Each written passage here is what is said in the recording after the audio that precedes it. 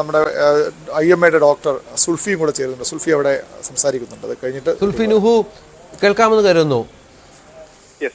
താങ്കൾക്ക് എന്താണ് ഈ സംഭവിച്ചത്? താങ്കൾക്ക് മനസ്സിലായിട്ടുണ്ടോ? അത് പരിശോധിച്ചിട്ടുണ്ടോ?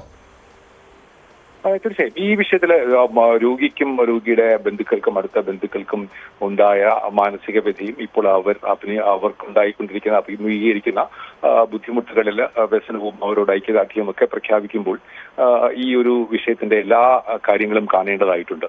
നാം കഴിഞ്ഞ കുറച്ച് ദിവസങ്ങളായിട്ട് ഈ കാര്യത്തിൽ ഒരു ടോട്ടലി യൂണിലാറ്ററൽ ആയിട്ടുള്ള കാര്യങ്ങളാണ് പറഞ്ഞു വരുന്നത്.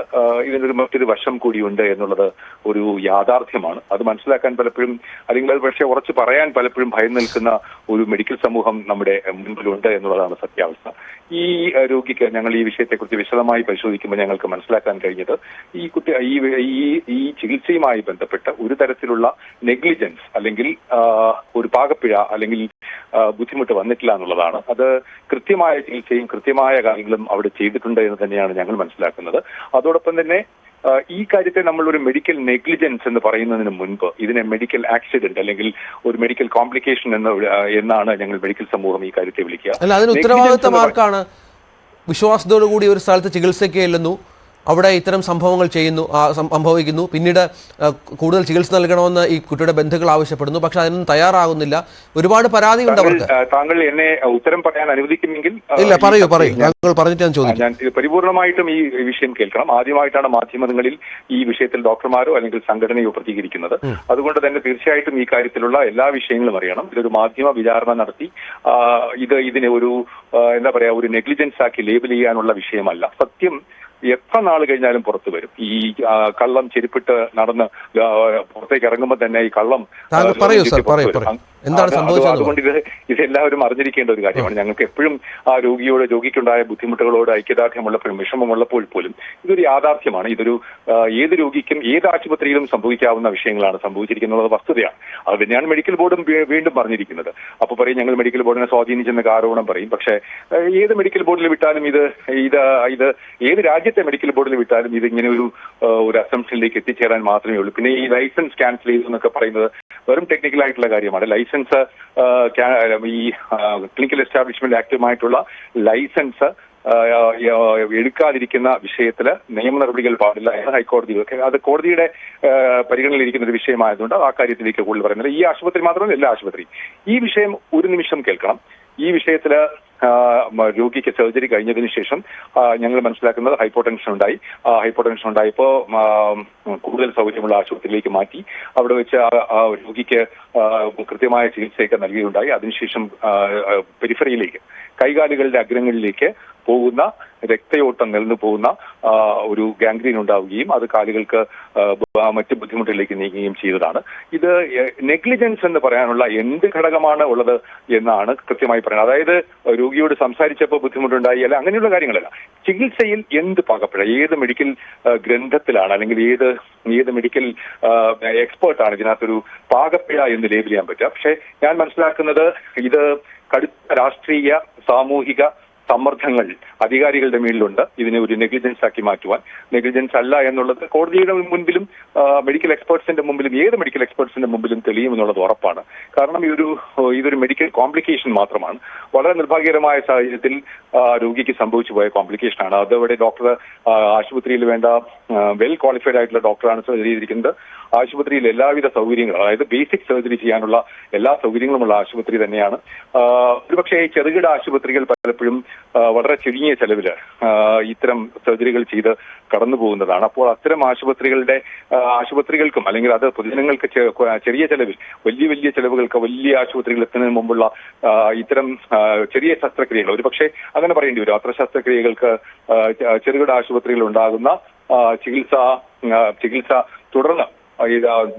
തുടർന്ന് നൽകുവാനും അവർക്ക് അത്തരം ചികിത്സ തടസ്സമില്ലാതെ കിട്ടുവാനുള്ള ഒരു അവസരം ഈ ഒരു രീതിയിലൂടെ നമുക്ക് ലംഘിക്കുവാൻ കഴിയില്ല. നീതി തീർച്ചയായിട്ടും നടപ്പിലാക്കണം. അത് എല്ലാവർക്കും ഒരുപോലെയാണ്, രോഗിയുടെ ബുദ്ധിമുട്ടിലോടൊപ്പം ഉറച്ചു നിൽക്കുന്നതോടൊപ്പം. ഇത് ഒന്ന് ദയവായി താങ്കൾ തുടരുമോ? താങ്കൾ പറഞ്ഞത് മുഴുവൻ ഞങ്ങൾ കേട്ടു. IMAയുടെ വിശദീകരണം എന്ന് പറയുന്നത് ഈ പ്രഥമദൃഷ്ടി ആ ചികിത്സാ പിഴവില്ല എന്നുള്ളതാണ്. ഈ കുടുംബത്തിന് താങ്കളോട് ഒന്ന് സംസാരിക്കാനുണ്ട്, ഒന്ന് ദയവായി കേൾക്കുമോ? അരുൺ.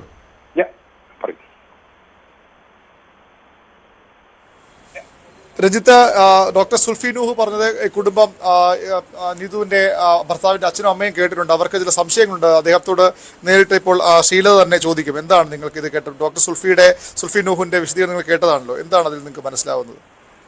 ഇപ്പോൾ ഞങ്ങൾക്ക് ചോദിക്കേണ്ടത് ഒരു കാര്യമാണ്. ഇപ്പോൾ പല മാധ്യമങ്ങളിൽ നിന്നാണ് നമ്മൾ മനസ്സിലാക്കുന്നത് ഇത്രയും അപകട സാധ്യതയുള്ള ഒരു ചികിത്സാ രീതിയാണിതെന്ന്. അപ്പോൾ ഈ പറയുന്ന 24 മണിക്കൂർ ഒരു മോണിറ്ററിങ് ആവശ്യമില്ലേ എന്നാണ് പ്രാഥമികമായിട്ടുള്ള ഒരു ചോദ്യം. അത് നടത്തിയിട്ടില്ല എന്നാണ് മനസ്സിലാക്കാൻ കഴിയുന്നത്. സർജറിക്ക് ശേഷം 24 മണിക്കൂർ പോലും ആശുപത്രി കിടത്തിയിട്ടില്ല.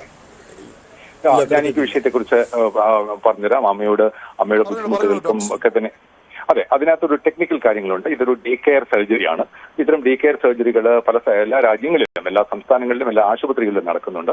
ഇത്തരം ഒരു ശസ്ത്രക്രിയ ഡേ കെയർ എന്ന് തന്നെയാണ് പറയുക. അതായത് രാവിലെ ചെയ്ത് വൈകുന്നേരത്തോടുകൂടി രോഗിയെ വീട്ടിലേക്ക് വിടുന്ന ശസ്ത്രക്രിയ. അത്യപൂർവമായി കോംപ്ലിക്കേഷൻ ഉണ്ടാകാം. പക്ഷെ കോംപ്ലിക്കേഷൻ റെക്കഗ്നൈസ് ചെയ്ത് കഴിഞ്ഞാൽ ആശുപത്രി മീൻസ് ആ രോഗിയെ കൂടുതൽ സമയം ആശുപത്രിയിൽ കിടത്തി ചികിത്സിക്കുവാനുള്ള രീതി ഉണ്ടാവണം. റുട്ടീൻലി ഇത് പലപ്പോഴും മിക്ക ആശുപത്രികളിലും ഒക്കെ തന്നെ ഒരു ഡേ കെയർ രീതിയിൽ ചെയ്തു പോകാറുണ്ട്. അതൊരു ആദ്യമായ ഒരു ആശുപത്രിയിൽ ചെയ്തതാണ് എന്ന് തീർച്ചയായിട്ടും പറയാൻ കഴിയില്ല.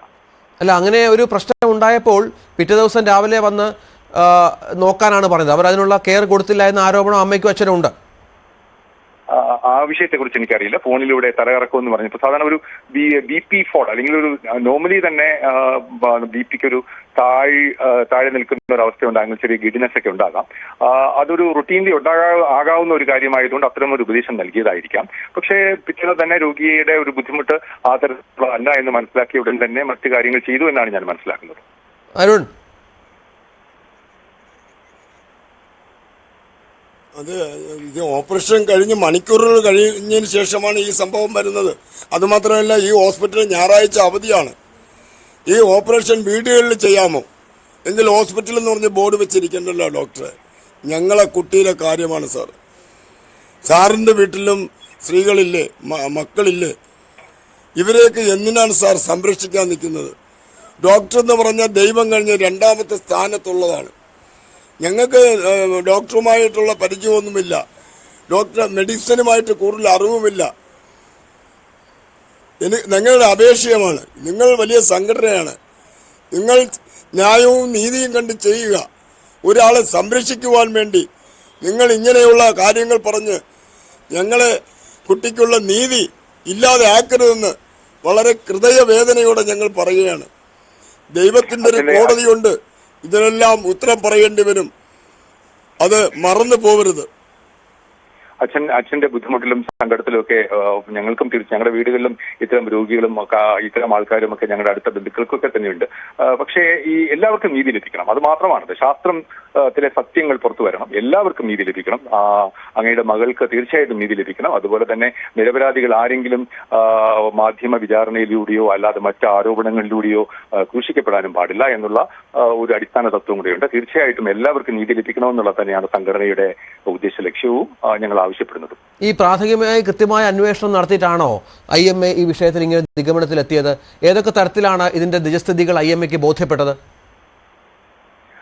ഇന്ത്യൻ മെഡിക്കൽ അസോസിയേഷന് ഇത്തരം കാര്യങ്ങളെക്കുറിച്ച് അന്വേഷിക്കുവാനും അത് ചർച്ച ചെയ്യുവാനും ഒക്കെ തന്നെ സംവിധാനങ്ങളുണ്ട്. ആദ്യത്തെ ദിവസം മുതൽ തന്നെ ഞങ്ങൾ ഈ വിഷയത്തെക്കുറിച്ച് എന്താണ് കാര്യമെന്ന് അന്വേഷിക്കുകയുണ്ടായി. ഇത്തരം സൗന്ദര്യ സംവർദ്ധക ചികിത്സകൾ പല സ്ഥലങ്ങളിലും ക്വാളിഫൈഡ് അല്ലാത്ത ആൾക്കാരും മറ്റു കാര്യങ്ങളൊക്കെ തന്നെ ചെയ്യുന്ന ഒരു സ്ഥിതിവിശേഷം നിലവിലുണ്ട് എന്നുള്ളത് ഞങ്ങൾക്കറിയാം. അതുകൊണ്ട് തന്നെ അത്തരം കാര്യങ്ങളാണോ എന്നുള്ളതായിരുന്നു ഞങ്ങൾ ആദ്യം പരിശോധിച്ചത്. അപ്പോൾ അത് പരിശോധിക്കുമ്പോൾ തന്നെ അത് ആശുപത്രി വെൽ ക്വാളിഫൈഡ് ആയിട്ടുള്ള ഈ ഓപ്പറേഷൻ ചെയ്യുവാൻ എല്ലാ തരത്തിലുള്ള ട്രെയിനിങ്ങും ലഭിച്ചിട്ടുള്ള ആശുപത്രി ഡോക്ടേഴ്സ് ആണ് ഇത് ചെയ്തിട്ടുള്ളതെന്നും അതിൽ ആശുപത്രിയിൽ ഇത്തരം ഓപ്പറേഷൻ ചെയ്യാനുള്ള സംവിധാനങ്ങൾ ലഭ്യമുണ്ടെന്ന് മനസ്സിലായി. അതോടൊപ്പം തന്നെ ഇതിന്റെ കോംപ്ലിക്കേഷൻ എന്തായിരിക്കാം എന്നുള്ളത് സംഘടനയിൽ തന്നെയുള്ള നിരവധി വിഭാഗങ്ങളിലുള്ള എക്സ്പേർട്സുമായിട്ട് ഈ കാര്യങ്ങൾ ഞങ്ങൾ ചർച്ച ചെയ്യുകയുണ്ടായി. അവരുടെയൊക്കെ നിഗമനം ഇതിനകത്തൊരു പാകപ്പിഴ വന്ന കേസിൽ അല്ലെങ്കിൽ ഒരു ഏതെങ്കിലും ഒരു ബ്ലേറ്റന്റ് ആയിട്ട് ഒരു കൃത്യനിർവഹണത്തിലെ ഒരു അപാകത ഉണ്ടായിട്ടുള്ള ഒരു വിഷയത്തിലും IMA ഇതുവരെ പിന്തുണ പ്രഖ്യാപിച്ചിട്ടില്ല. ഇത് സത്യമാണ്. അത് പുറത്തു വരിക തന്നെ ചെയ്യും. ഇത് നിർഭാഗ്യകരമായി സംഭവിച്ചു പോയ ഒരു മെഡിക്കൽ കോംപ്ലിക്കേഷനാണ്. മെഡിക്കൽ കോംപ്ലിക്കേഷനെ മെഡിക്കൽ നെഗ്ലിജൻസിലേക്ക് ലേബിൾ ചെയ്യപ്പെടുന്നു എന്നുള്ളതാണ് ഞങ്ങളുടെ പരാതി. ശരി, ശ്രീ ഡോക്ടർ സുൽഫി നൂഹു ആണ് ഈ വിഷയത്തിൽ പ്രതികരിച്ചത്. അരുൺ മാതാപിതാക്കൾക്കൊപ്പമുണ്ട്. അരുൺ, ഇതൊക്കെയാണ് ഇവരുടെ വിശദീകരണം. ആളിന് കൊല്ലത്തുള്ള സ്വദേശിക്കും ഇതേ അനുഭവം ഉണ്ടായിട്ടുണ്ട്. അത് ഞങ്ങളെ രോഗിയുടെ അടുത്ത് ഇതെല്ലാം പറയണ്ടേ, ഇങ്ങനെ ഓപ്പറേഷൻ ചെയ്യുമ്പോൾ ഈ ബുദ്ധിമുട്ടുകൾ ഉണ്ടെന്ന് പറഞ്ഞാൽ ഈ കുട്ടി ചെയ്യാൻ പോകില്ല. രഞ്ജിത്ത്, അവർ പറഞ്ഞു വരുന്നത് ഇത് ആദ്യത്തെ സംഭവമല്ല. ഈ കോസ്മെറ്റിക് ക്ലിനിക് എന്ന ഈ ഹോസ്പിറ്റൽ എന്ന ഈ ക്ലിനിക്കിൽ നടന്ന ചികിത്സാ പിഴവെന്ന് ആരോപിക്കപ്പെടുന്ന ആദ്യത്തെ സംഭവം മറ്റൊരു സംഭവം കൂടി എന്താണ് ഉണ്ടായത്? ഇത് അമൃതരാജ് എന്ന് പറയുന്ന ഒരു യുവാവിനും ഇതേപോലെ ഞങ്ങളെ പോലെയുള്ള അനുഭവം വന്നു. അയാൾ ജീവിച്ചിരിക്കുന്നില്ല, അയാൾ മരിച്ചുപോയി. ഏത് വർഷമാണത്? 2021 ഞാൻ അവരുമായിട്ട് ആ വീടുമായിട്ട് ബന്ധപ്പെട്ടു. അവർക്ക് ഇതേ സ്ഥിതിയാണ് വന്നിരിക്കുന്നത്. തലേ ദിവസം വിളിച്ച് ചോദിക്കുന്നു, അപ്പോൾ ഒരാളെ അനുഭവം വന്നല്ലോ, അപ്പോഴെങ്കിലും ആലോചിക്കണ്ടേ ഡോക്ടർ? ആ അവസ്ഥ മനസ്സിലാക്കാൻ അവർക്ക് കഴിയുമായിരുന്നല്ലോ. തലേ ദിവസം വേറെ ഹോസ്പിറ്റലിൽ കൊണ്ടുപോകാൻ പറഞ്ഞുകൂടായിരുന്നു. ഇനിയും ഞങ്ങൾ അന്വേഷിക്കുന്നത് അവിടെ വേറൊരു കുട്ടിയും മരിച്ചു പോയിട്ടുണ്ട് എന്നാണ് നാട്ടുകാർ പറയുന്നതാണ്. അതുകൊണ്ട് ഞങ്ങൾ അന്വേഷിച്ചുകൊണ്ടിരിക്കുകയാണ്. എന്തായാലും അമൃതനാഥിൻ്റെ വീട്ടുകാർ പറയുന്നുണ്ട്, അത് FIR-ഉമുണ്ട്. അത് അപ്പോൾ ഡോക്ടറിന് ഒരു അബദ്ധം പറ്റാം, ഇത് വീണ്ടും അബദ്ധം പറ്റിയിരിക്കുന്നു. ഇവർക്ക് കാര്യം അറിയാമല്ലോ, ഇങ്ങനെ വരുമ്പോൾ തന്നെ അറിയാം ഈ അവസ്ഥയിൽ എത്തുമെന്ന്. അപ്പോൾ സംരക്ഷിച്ചൂടെ, നമ്മളെ കുട്ടിയെ രക്ഷിച്ചൂടെ? ഇതാണ് എൻ്റെ ചോദ്യം. സാധാരണപ്പെട്ട ഒരു ജനത്തിൻ്റെ ചോദ്യമാണ്. ഇങ്ങനെ ഡോക്ടർമാർ ഇറങ്ങി തിരിച്ചാൽ എന്താണ് സംഭവിക്കുന്നത്? ഒന്ന് ദൈവത്തെ ഓർത്തെങ്കിലും നീതി കിട്ടണം. 22-ാം തീയതി നടക്കുന്ന സർജറിയിൽ 24-ാം തീയതിയാണ് ഈ കോംപ്ലിക്കേഷൻ ഉണ്ടായിരുന്നത്. കാർഡിയാക് അറസ്റ്റ് വരുന്നത് 24-ാം തീയതിയാണ്. അതായത് ഇത്രയും സമയം അവർ ഈ മെഡിക്കൽ കെയറിൽ തന്നെ ആയിരുന്നു. അതായത് ഡോക്ടർ ബിബിലാഷിന്റെ നിയന്ത്രണത്തിലുള്ള ഹോസ്പിറ്റലിൽ തന്നെ ആയിരുന്നു.